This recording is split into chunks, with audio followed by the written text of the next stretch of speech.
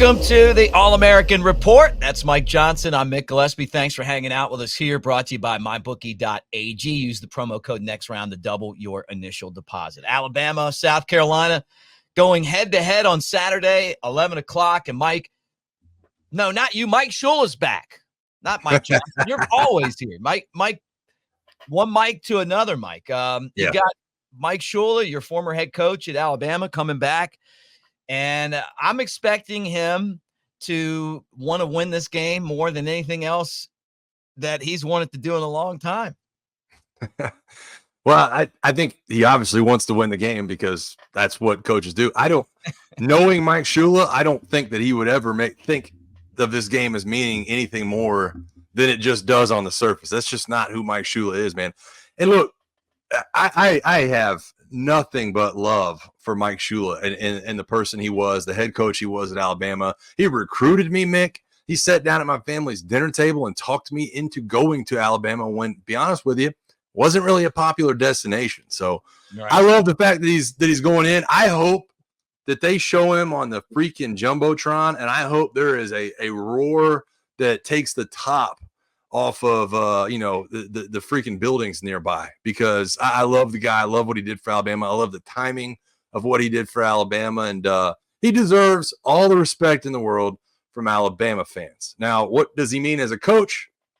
I think that's another question in terms of what he brings for South Carolina, and we can dive into that as well. But I think just the overall respect from the Alabama fan base, it ought to be 2 thumbs up, man. That guy took that job when it was not an appealing place to be, and he led us kind of out of the woods in that aspect. Yeah, handed it off to Saban for the best era of Alabama football in history, even counting the Bear Bryant days. So, but he is listed as the senior offensive assistant for the team, South Carolina. We know that South Carolina is going to bring that dual threat quarterback. That's something that Alabama struggled with last week against Vandy. And it could be another one of those weeks where we got to watch out for that. Yeah, I'll be curious to see what style of game plan they bring to the table. And obviously, Mike Shula can game plan. He's had a number of dual threat quarterbacks. Lord, I mean, let's not forget, Mick, that not only did he coach me, but then I played against Mike Shula's teams when I got to the NFL and played against him twice a year, and would see Mike when he was a member of the Carolina Panthers coaching staff. And he coached guys like Cam Newton in the NFL. He's coached alongside the staff in Buffalo and his coach Josh Allen the last couple of years. And now Lenore Sellers kind of fits in that same role that you would talk about with a couple of those guys, where obviously they're passers but can run. Like, it's not like they're just, part of the design running game all the time. So I think that's something to kind of keep in mind in terms of who he's been around. Because obviously Mike Shula's offense, when he was at Alabama, was not a dual threat style of offense. A lot of offenses in college football were not back then when he was here. So I think he's kind of learned over the last 10, 15 years. However long, good Lord, it's been 17 years since he was at Alabama, 18 years. So I think he's learned a little bit along the way. I think that Lenore Sellers has done some good things this year. If you go back to the LSU game before he got hurt, I thought he did some good things. I think this offense, if you watch last week when they play Ole Miss, took a massive step back. It was just out of sync. It was clunky. There was no flow to the play calling. And so I know that they'll be looking to kind of get back on track, and Mike Shula will be one of the catalysts for that when he returns to Bryant-Denny Stadium. Yeah, very interesting matchup just because of that, but also because everything that has led us to this point, which to me is the most, I don't even want to use the word turbulent, because it's really not. It's been the biggest roller coaster, though, that I remember since I've been covering or following Alabama. And that's a long time at this point. Not too long, but a long time. Long enough to remember the entire Shula era, though, by the way. But you beat Georgia, right? You end there, whatever it was, 40-some game win streak or whatever. And then you're on top of the world. Everybody's got, hey, man, Bama's going to win it all. Like they are. And I was in that, right? Yeah, number one. Yeah. Then we lose to Vandy, which you and I said on the show last week could happen. Nobody believed us. Now we got South Carolina coming to Tuscaloosa, and it feels like there's desperation in the air, because if you don't perform in this game and you lose, then there's really big trouble Then you got the off the field stuff, which you and I both kind of want to talk about a little bit more as well. Yeah. But all in all, it's like, man, I mean, there's a lot of pressure on Alabama going into this game. Yeah, I mean, I think there's two parts of that when I look at it. Number one, what are you as a defense, right? And I think it's been covered till we're kind of blue in the face. And I know that we're recording this on Thursday and people will be watching it going into the weekend. I think that you need a couple of guys to step up. You and I talked about the linebacker position, the need to have those guys play a more physical brand. I know that you guys at Cover Crimson have done a good job. Clint Lamb has talked about kind of the nickel personnel and playing the 4-2-5 style and not playing the 3-4. There are some interesting things when you go back and look at the video, basically saying, hey, we need to just man up and play football. I think that we probably learned a lesson in that aspect. I hope we did. I hope, Kane Womack, learned a lesson in terms of just trying to out physical teams and just play with this personnel. And really, you kind of have to be a little bit more exotic than we were last weekend, maybe take a couple more risks here and there and not kind of keep your back against the wall. The other thing is, and you mentioned it's kind of been a turbulent week, I'm very curious to see what the atmosphere is like in the stadium this weekend, because it's 11 a.m. Start Central Time. You're coming off a loss to Vanderbilt. It just seems like the atmosphere could go one of two ways. Either people are thirsty to get this team back on track and you show up and you make some noise and it's good fall weather, or it's like an overcast deal where it's kind of a muggy and people are like, I don't know if I want to go after the loss to Vanderbilt. I'm not going to make that much noise. It's South Carolina. In years past, we could have maybe walked through this. So there's just a number of different aspects and things that you felt like in years past were kind of solidified in the way you look at these games, right? Like it just seemed like there was always this consistent factor with everything that's going on around the program, and you just had to worry about what was on the field.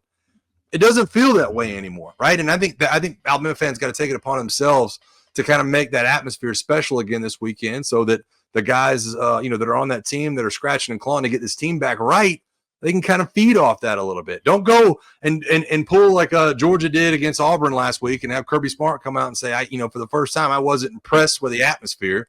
I think that Bama fans need to kind of take this opportunity to step up and make some noise, man. And hopefully the football team on the field feeds off of it and takes care of business against South Carolina. Yeah, I'm with you on that. I think they will. I also like the fact that it's an 11 a.m. game, because when you have a week like that, the toughest part about playing football as compared to playing basketball or baseball, hockey, is that you got to wait a whole week for the next game. Right. And I'm sure those guys left and they realized that they blew it against Vandy, that they should have won that game. They should have taken them seriously. They should have done a lot of things differently. And then you got to sit there and for an entire week, the world tells you how bad you are, which the week before, the world told you how great you were, which is what makes this honestly incredibly different than anything we've ever seen before. And now, you get an opportunity to kind of start moving in the right direction again. The word is that Kalen DeBoer has been a lot more animated in practice, bringing more energy. I think he's going to be just fine as a coach. I know he's taken criticism over wearing a T-shirt on the sideline.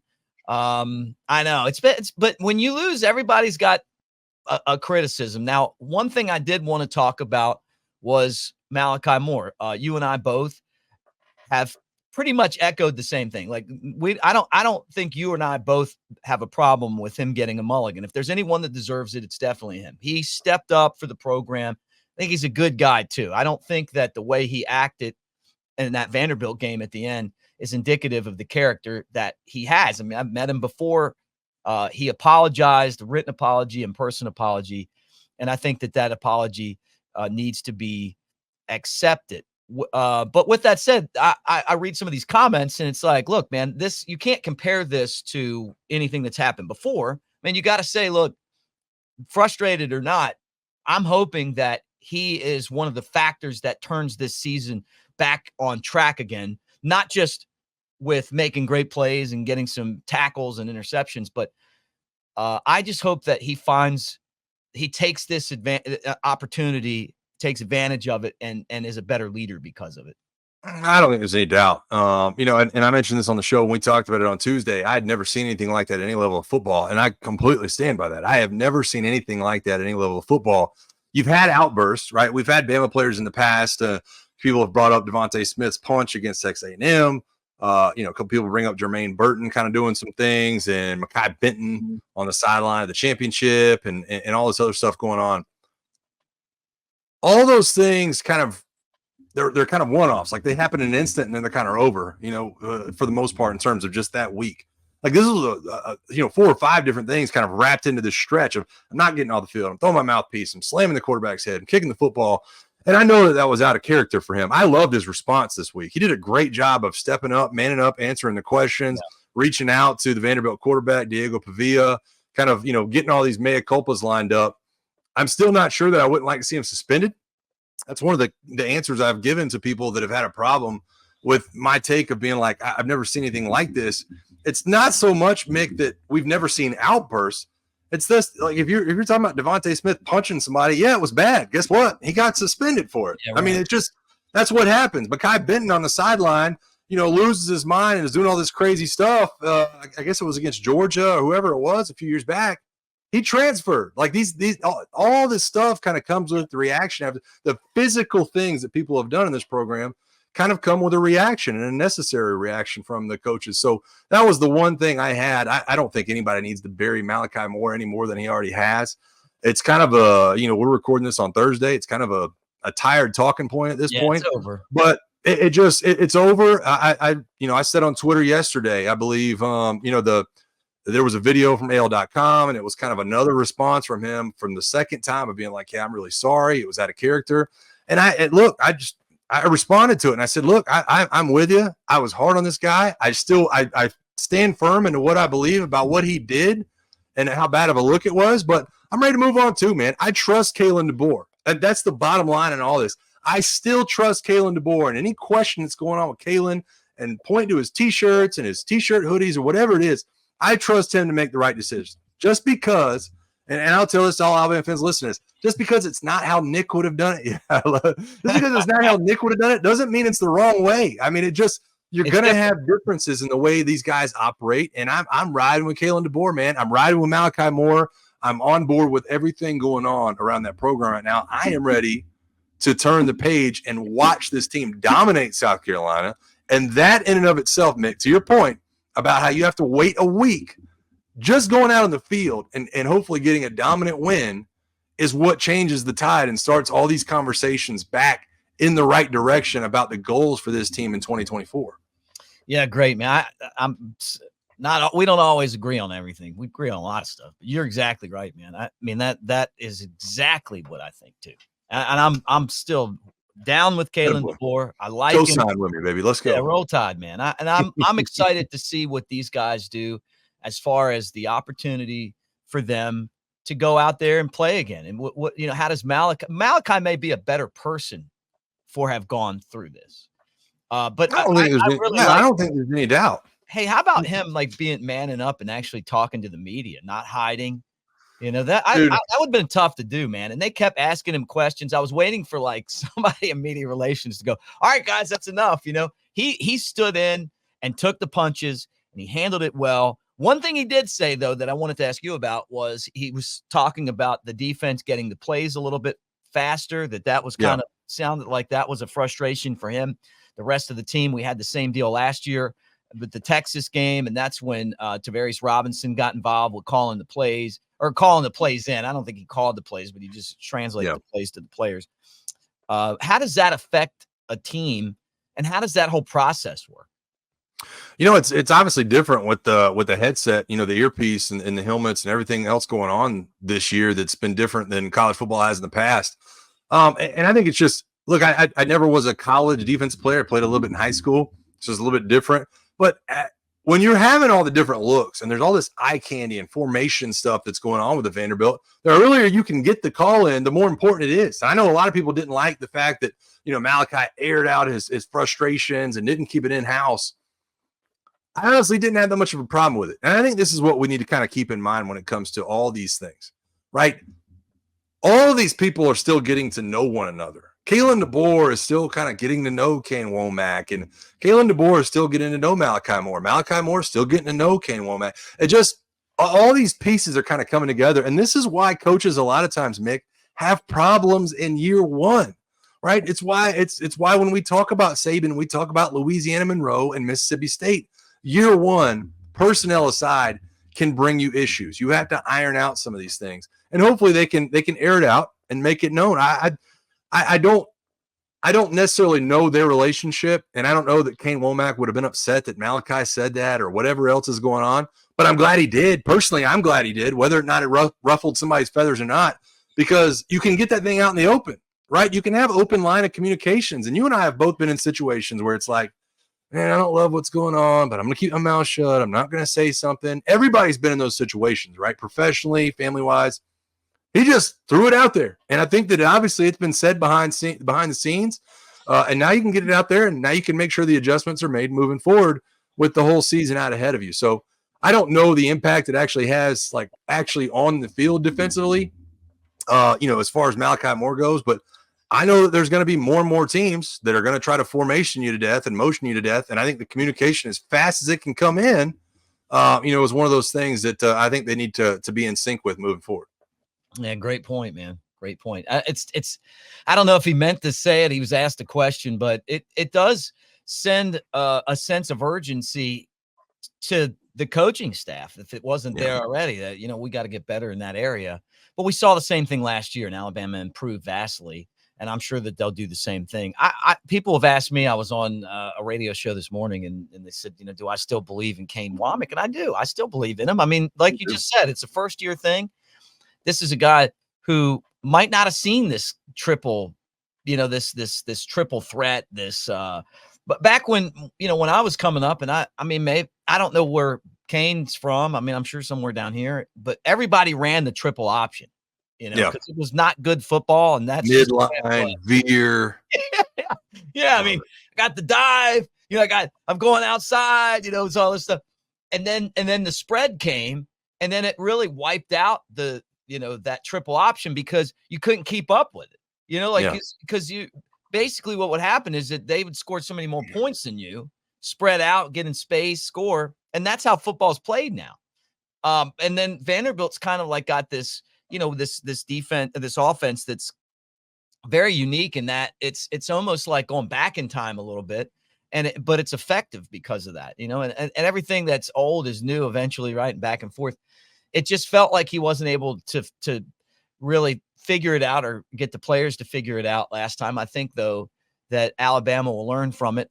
Even with all that said, I feel like it was an enthusiasm issue. I feel like it was you and I feel like we're the only two people talking about Vanderbilt having a chance to beat Alabama. I mean, think about that, friends, as you're watching the show. Headline of last week on Thursday was Vandy can beat Alabama. Go back and look at it. Do you want to get in the comments section? You and I got roasted. Oh, we're going to blow them out. Blah, blah, blah, blah.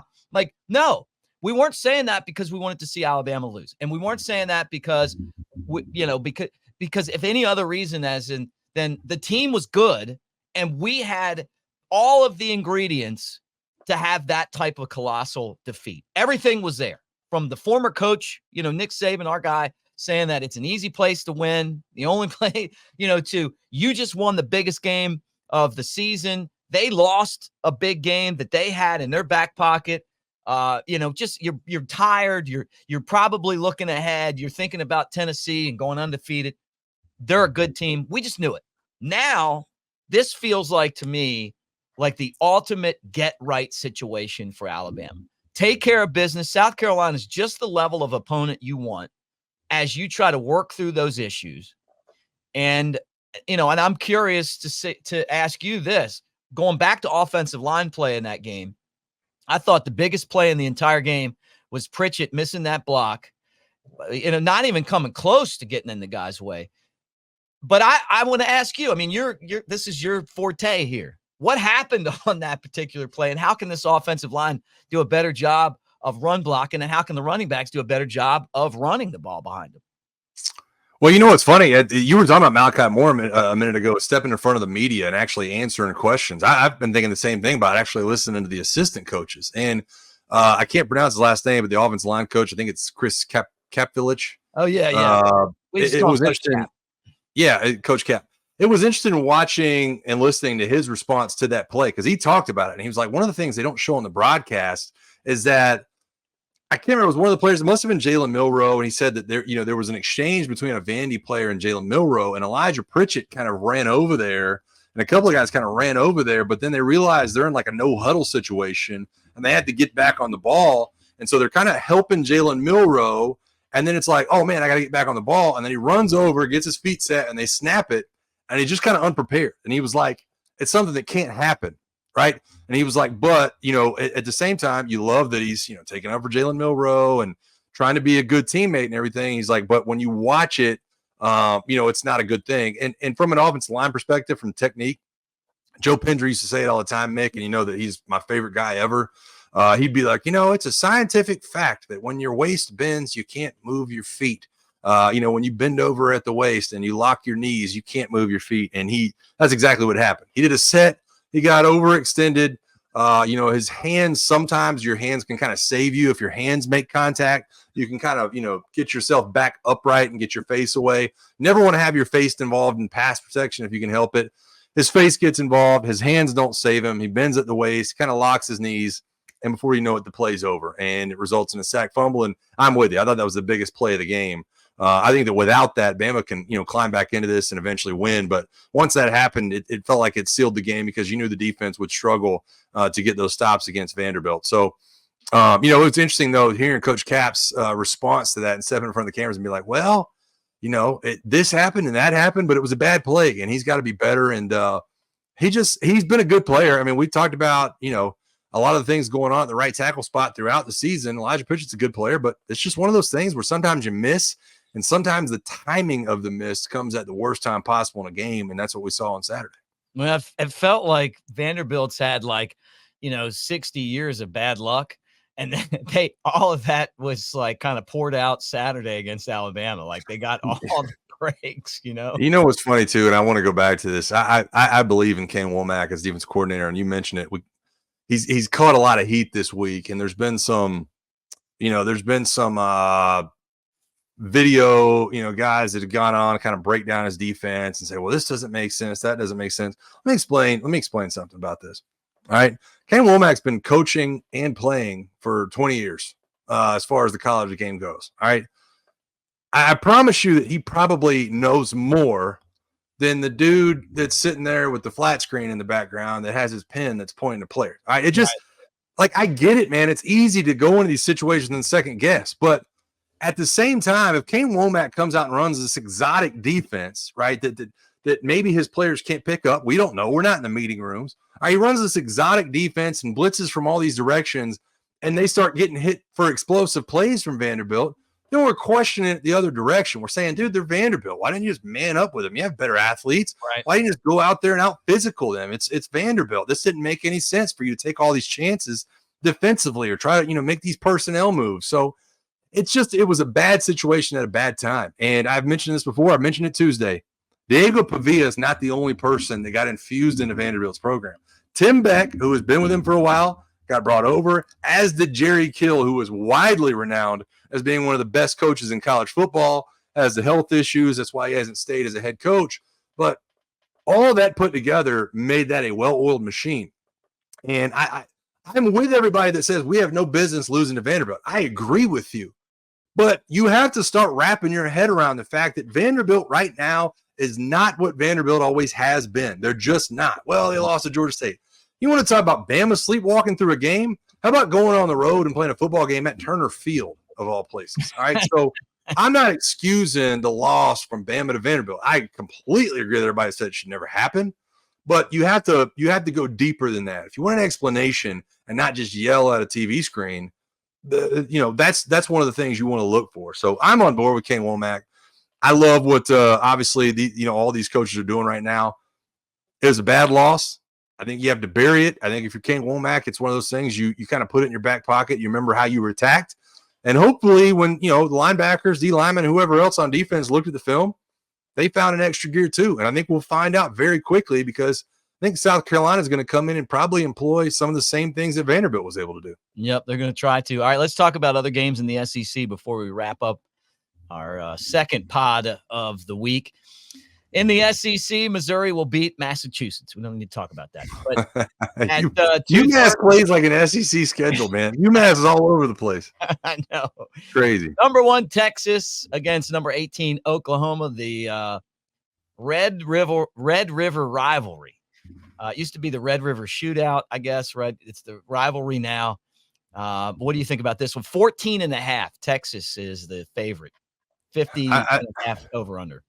I think this is interesting from the quarterback position, probably for both teams, right? When you've had the ups and downs you've had for Oklahoma, and Oklahoma's, for all the ups and downs Oklahoma's had, they're a ranked football team that's 4-1 going into the game.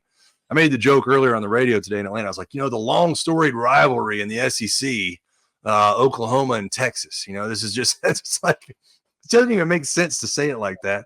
The SEC rivalry between Oklahoma and Texas. Look, I think I've spent a lot of time talking about Quinn Ewers. And, obviously everything going on with that quarterback position with Arch Manning, the decision to put Quinn Ewers back in there. I think that Arch Manning brings a lot of things to the table that Quinn Ewers doesn't, but Quinn Ewers is a top draft pick. It's kind of easy to slide him back in. It was kind of presented to me, Mick, not to get off topic, but it's kind of presented to me earlier that there's an interesting part of that. There's some people that think Arch Manning should be the guy. He's kind of more of a dual threat, can kind of do some things with his legs. He's fast. I don't think that, but I think it's an interesting conversation. But there's also the thought that, you're 5 games into the year, but Quinn Ewers has not played 5 games. And with the news coming out of South Carolina about the kid demanding a red shirt and saying all this other stuff, it is interesting to me that how comfortable Arch Manning is as being a backup. And I think there's a lot to be said for that. So I think this is a lot will be said about the quarterbacks after this game on both sides. Obviously, Bama's going to see Oklahoma later in the year, so we'll be plugged into that as well. But this game is always tight, and I know that Oklahoma is a 14.5-point underdog this weekend. It just seems like no matter who's on either side, this game is always like a last-minute field goal or touchdown away from being an instant classic. So I'll have my eyes glued to this one this weekend. Yeah, me too. I think that you're right. I feel like Texas could end up with a quarterback controversy if they don't watch out, and that Oklahoma is going to step up and play their best game. All right, Mississippi State's at Georgia. Don't think that one's going to be much. Now, Florida's owned Tennessee somehow. Although this game's in Knoxville, Tennessee is a 15.5-point favorite. 55.5 is the over-under. Yeah.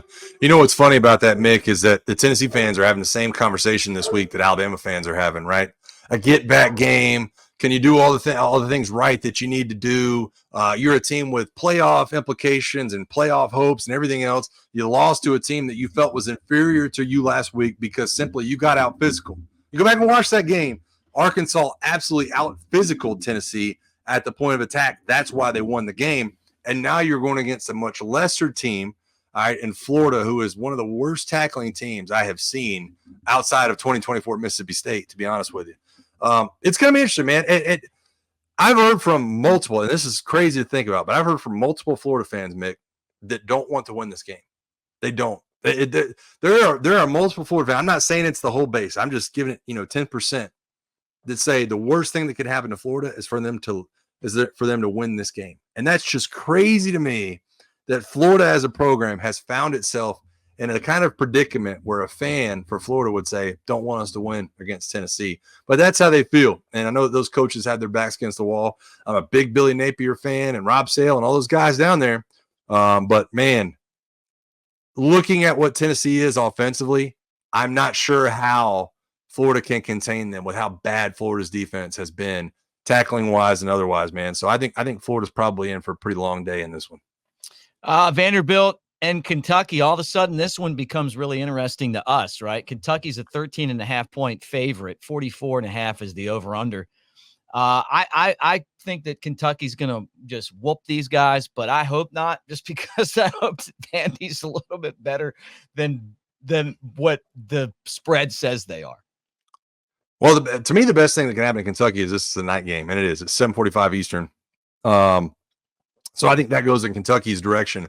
This is two teams that they're both Jekyll and Hyde, right? You've seen games where Kentucky just looks dominant and compete and do all these different things. And there's other games, like in South Carolina, where they fall flat on their face and have no business being on the field. I mean, they played Georgia till one score. They play, they beat other teams, and then it's like the other games, it's like they're not even there. Same with Vanderbilt. It's perfectly said. You lose to Georgia State, and then you beat Alabama. It makes no sense. So I think the time of the game and the atmosphere and the location has everything to do with this. I think Vanderbilt could easily win this game. It's just what version of each one of these teams shows up and plays. And the fact that Kentucky is the team at home and it's at night and should be a good atmosphere should be one check mark in their direction. But I think it's going to be a good one. Kentucky's a 13.5-point favorite from what I've seen. I'd like to say that Vanderbilt's going to cover that line if they come out and play like they did last week. Yeah, me too. I'd love to see Vandy just go in there and whoop them. And then all of a sudden, like a 40-point victory. Yeah, right. Just blow them out. And we're like, you know what? Maybe they're not that bad. All right, final game. And this to me is the game of the night. This is exciting. Number 9, Ole Miss, 5-1, 1-1 in the SEC after their loss to Kentucky, versus number 13 LSU, 4-1 and 1-0. Brian Kelly. This to me is such a big game I feel like for both of these coaches. Ole Miss is a road favorite, 3.5, 61.5 is the over under. This to me is a defining game in the SEC. I think you said it perfectly. This game almost feels equally as big for both these coaches. I mean, Ole Miss is a team that has playoff aspirations, and you mentioned it. You lose to Kentucky, and it's like, what really are you? Not only that, but a lot of people already have Lane Kiffin pegged for Florida. You start tripping up in some of these games, I don't know that Florida's fan base is going to feel the same way about Lane Kiffin moving forward. It's like, dude, we've hired offensive coach after offensive guru. It's like, how many times can you hire the next offensive guru and him not pan out as being a good fit down at Florida? So I don't know, man. This is one of those games. I'm with this. This game historically over the last 20 years has been a lot like we just talked about with Oklahoma and Texas. Always seems to be a last minute game, right? And I think that when you look at also Brian Kelly, like you said, the USC loss for them to me was just one that you had to have. I mean, you just absolutely had to have it. So I think they're still trying to kind of find their name in a lot of different ways, their identity in different ways as well. I mean, I feel the same way about this game as I do Kentucky Vanderbilt, man. Which version of these teams shows up? And I just don't think we'll know until this game kicks off. Eventually we'll have enough of a sample size, Mick, 8, 9, 10 games in a year. We say, well, that's what the 2024 version of this team is. Right now, I don't know if I've ever been more confused 5 weeks in the season about what every single team is. There's just teams look good, teams look bad, teams look good, teams look bad. It's just week in and week out. So I think you're right, though. The main takeaway for this game, it's a massive game for both of these head coaches and programs, and both of them are going to want to take this one. Yeah, and if you lose this game, you're pretty much out of the SEC title mix. It definitely feels like that. I mean, you can't really say that about LSU. They're going to have their shots, but the fact that Ole Miss's loss was an SEC game is going to be a big one as well. LSU having lost to USC kind of keeps their name in the hat. They'll have their opportunities, but I think when you start looking at winning the SEC and or being selected by the committee, I think you have to have this one for either one of these teams moving forward. Guys, thanks for hanging out with us on the All-American Report. Again, Cover Crimson, covercrimson.com. We appreciate you guys for being here. Like and subscribe and also comment. I know that's 3 things that we're asking you to do today, and then I'm going to slide in a 4th. Hit the bell so you know when our shows are dropping. Ding. Yeah, hit that thing. Boop. And then covercrimson.com. We're breaking down these games every snap. We got the message board. We've got insider information. We want you to be a part of it. $1 right now gets you a subscription for a month. And if you do the annual subscription, we'll send you a Cover Crimson t-shirt, which is pretty stylish, man. I know you need one. We got to get you hooked up. Mick, when can we do another live show, man? Because we went live that one time and I had a cold beer with me, and that was a lot of fun. So let's do one next week. It's 11:30 Eastern time. I'm drinking a Sprite. I'd love to have something else cold in my hand next time we go live, dude. Love that. I need to get you over here. We need to do like a crossover, like when when you do a cameo on the Elephant in the Room show here at the studio with Coker and me. Got a whole keg of cold beers, two kegs back there. Hey, don't tease me with a good time, man. Don't tease me with a good time. Show's brought to you by mybookie.ag. Use the promo code next round to double your initial deposit. That's mybookie.ag. He's Mike Johnson. I'm Mick Gillispie. Thanks for hanging out with us, guys, and roll tide.